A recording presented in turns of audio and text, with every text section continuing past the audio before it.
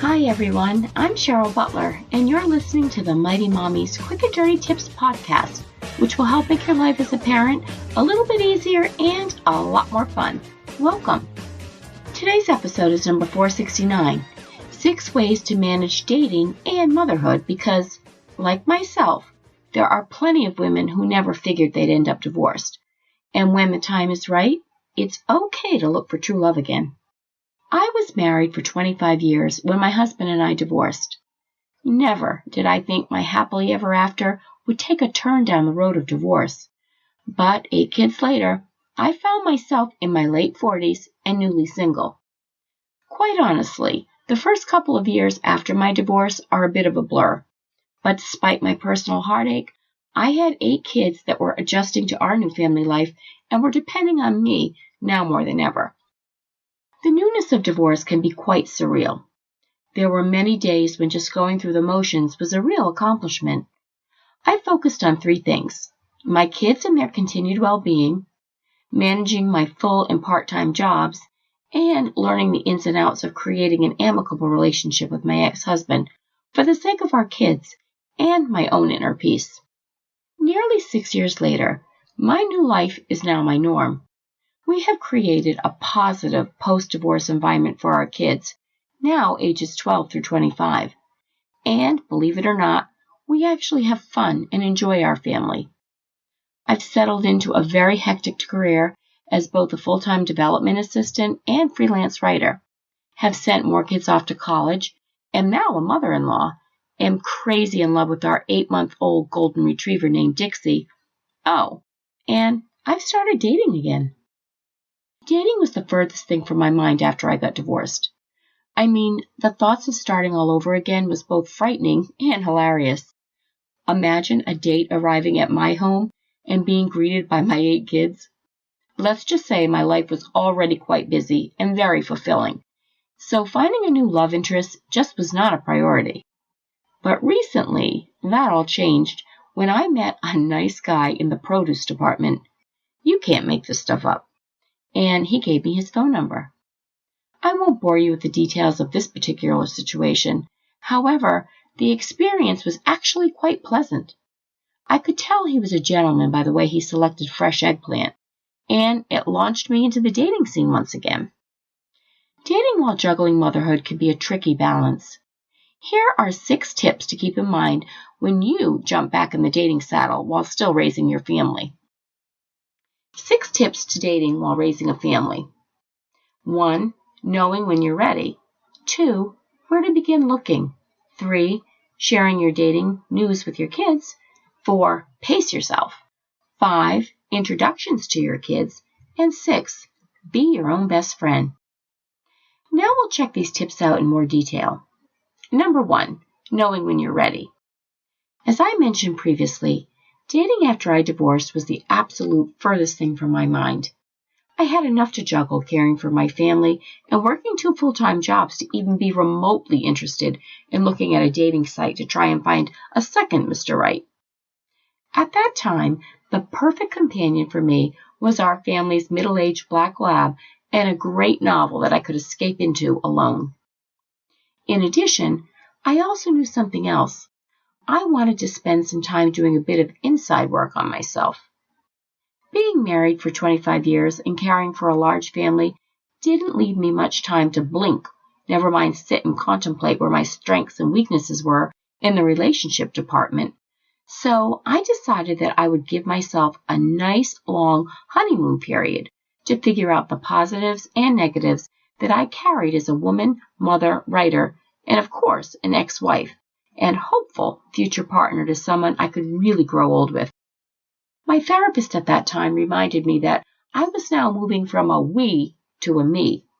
I loved that advice and took it to heart for several years after my divorce. We all have different needs and timetables, so knowing when you're ready to get back in the saddle again will not be the same for you as it was for me. But I truly cherished the time I had alone, learning to know and love myself all over again. This time period also strengthened my relationship with all of my kids, and, believe it or not, with my ex-husband. Living strong and confident is indeed a very attractive quality to sport. Tip number 2, where to begin looking. Although I waited a few years to seriously pursue looking for a love interest again, I must admit I am a die-hard romantic. I am one of those people who loves everything and anything to do with falling in love. Although my marriage ended in divorce, I will always have a place in my heart for my ex-husband. And to be honest, that feels really good. I'm happy that I spent my post-divorce alone time enjoying romantic novels and plays, soaking up other people's love stories, and even daydreaming about my future charming love interest. It sure beats being bitter and angry. I really had no plans of when to start dating until a situation was handed to me on a silver platter, or should I say, in a bin of organic eggplants. Nearly 2 years ago, my 12-year-old son and I were grocery shopping on a cold, gray day in early spring. I was wearing jeans, had my hair pulled up with very little makeup on, and to be honest, looked a bit disheveled. Out of nowhere, a gentleman approached me and asked me if I had ever made eggplant from scratch. The conversation went on from there for a good 20-plus minutes. Next thing I know, he asked me if he could leave his work phone number with me in case I'd like to get together and have a nice Italian dinner. Enter my 12-year-old son, who was casually observing all this next to the bananas. My son came over, and I introduced him to my new friend. They shook hands, and my son said, "I hope you like children, because my mom has 8 of them." Without missing a beat, Mr. Eggplant said, "I sure do. I'm a college professor and child psychologist." This exchange was exactly what I needed to get back into the dating game again. It was so unexpected, yet comfortable and playful, right up my alley. We dated for several months, but he relocated to a university in England, so it was short-lived, unfortunately. After getting my feet wet with the professor, however, I knew I was ready to give love a try again. Most women my age are using online dating sites, but that was not for me. Others try coffee shops, wine bars, blind dates, their kids' sporting events, church outings, or even dog parks.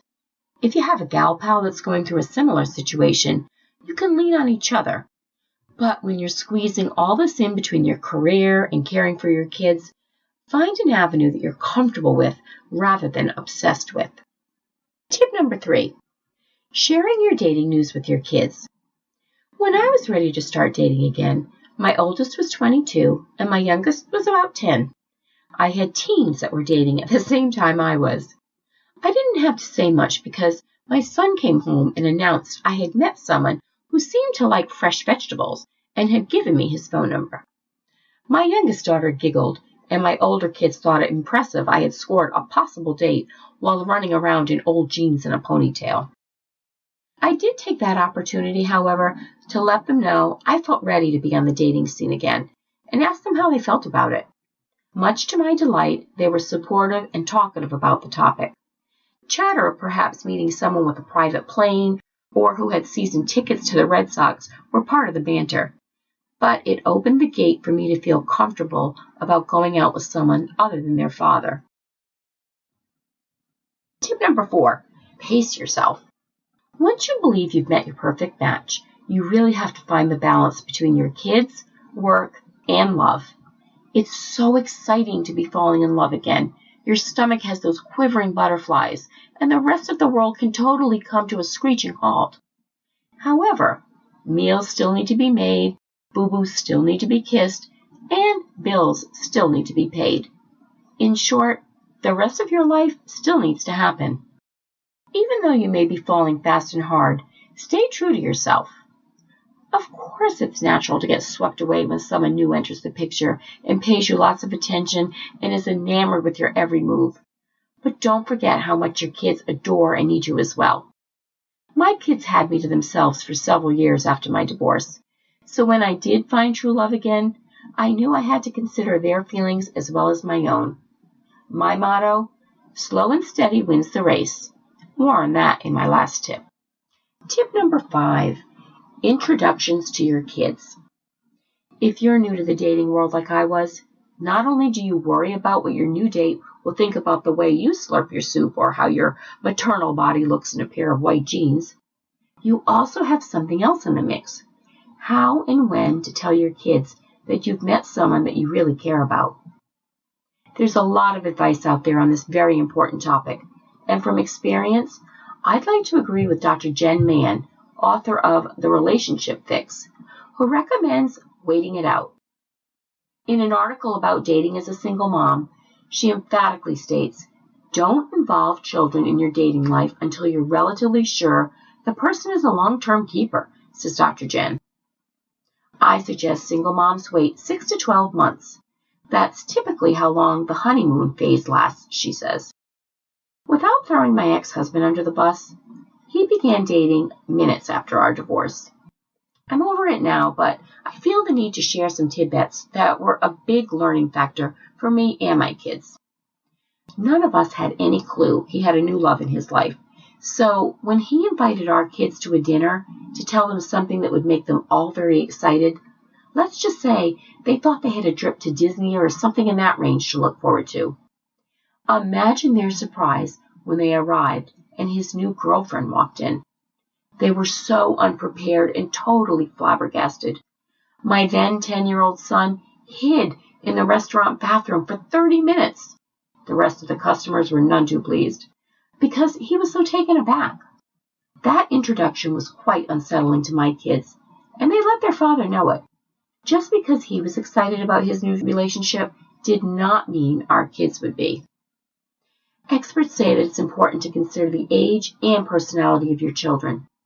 As kids get older, you may choose to share more casual details about your new boyfriend, says Esther Boykin, a licensed marriage and family therapist and relationship coach.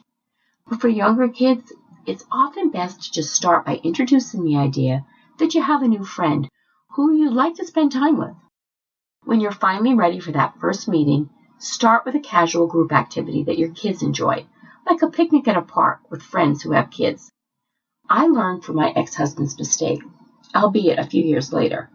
When parents divorce, kids unfortunately get divorced from that stable family unit that they thought they'd always have. Keeping my kids in a secure state of mind was always my first intention. Now, the moment you've been waiting for, I finally did meet that special someone. 18 months ago, to be exact. It was a very innocent moment at work. A wonderful guy I dated over 25 years ago when I was working in a dental practice re-entered my life, and I'm currently in the midst of raising 8 terrific kids while I fall in love all over again. I took Dr. Jen's advice, and I didn't introduce my new love to my family until 6 months later. They knew I had met someone that made my heart sing, but I downplayed it until I was quite sure there was a possibility that we had something special going forward. Before my kids met my new beau, I talked about it with them. They saw how excited I was getting ready to go out on a dinner date with him. They noticed that I paid a lot, more attention to how I choose an outfit to wear when I went out. They caught me looking in the mirror when I talked about this terrific new person in my life. They blew my mind.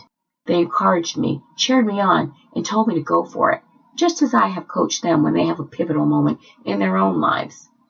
I was living an aha moment in parenting. My kids were wanting the best for me, as I've always wanted for them. And tip number 6, be your own best friend. I've been dating my new soulmate for 18 months now, and truly have never been happier. I've survived the awkward firsts, burping out loud, eating food that dangles between my front teeth, revealing my mother of 8 figure in a bathing suit, walking out of the ladies' room with toilet paper stuck to my shoe. Could be worse, right? And even introducing him to my ex-husband. But my kids and my family love that I'm so happy and have welcomed him into our lives unconditionally. While that's all a huge comfort to me, something else resonates even more, staying in touch with myself.